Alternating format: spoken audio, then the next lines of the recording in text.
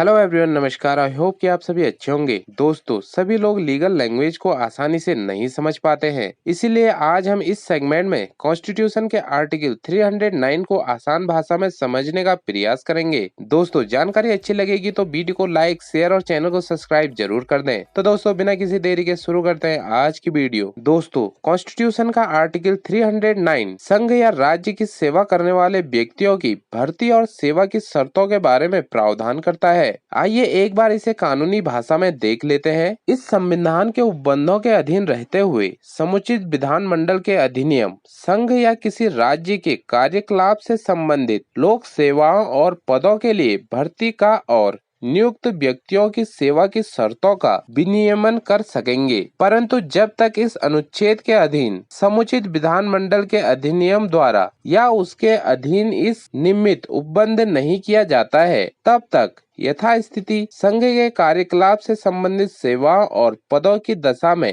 राष्ट्रपति या ऐसा व्यक्ति जिसे वह निर्दिष्ट करे और राज्य के कार्यकलाप से संबंधित सेवाओं और पदों की दशा में राज्य का राज्यपाल या ऐसा व्यक्ति जिसे वह निर्दिष्ट करे ऐसी सेवाओं और पदों के लिए भर्ती का और नियुक्त व्यक्तियों की सेवा की शर्तों का विनियमन करने वाले नियम बनाने के लिए सक्षम होगा और इस प्रकार बनाए गए नियम किसी ऐसे अधिनियम के उपबंधों के अधीन रहते हुए प्रभावी होंगे। एक बार इसे इंग्लिश में भी देख लेते हैं। इंग्लिश में इसे recruitment and conditions of service of person serving the union और ए स्टेट से जाना जाता है। Subject to the provisions of this constitution, act of the appropriate legislature may regulate recruitment to public services and posts in connection with the affairs of the union or any state and the conditions of service of persons appointed unless provision is made in this behalf by or under an act of the appropriate legislature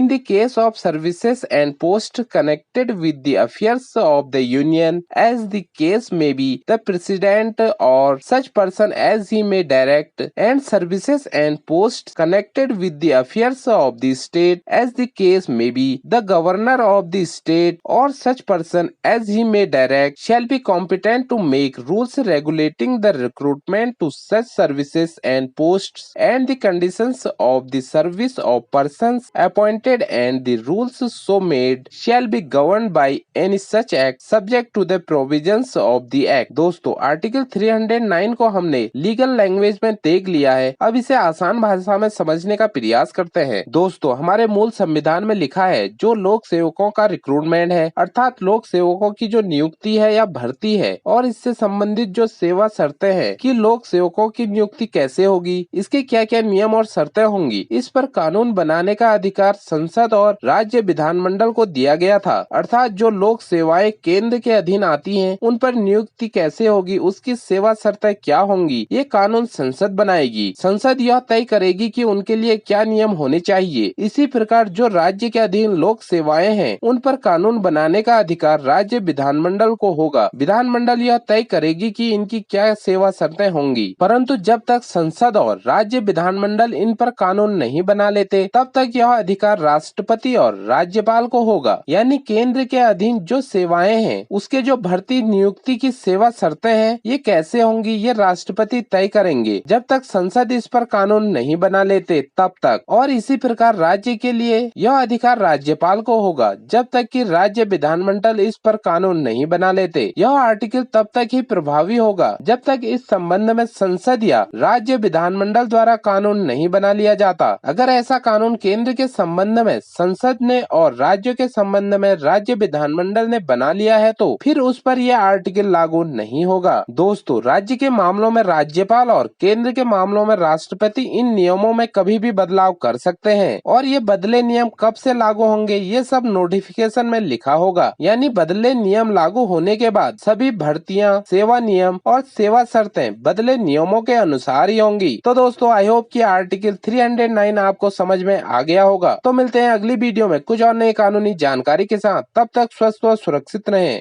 have great day.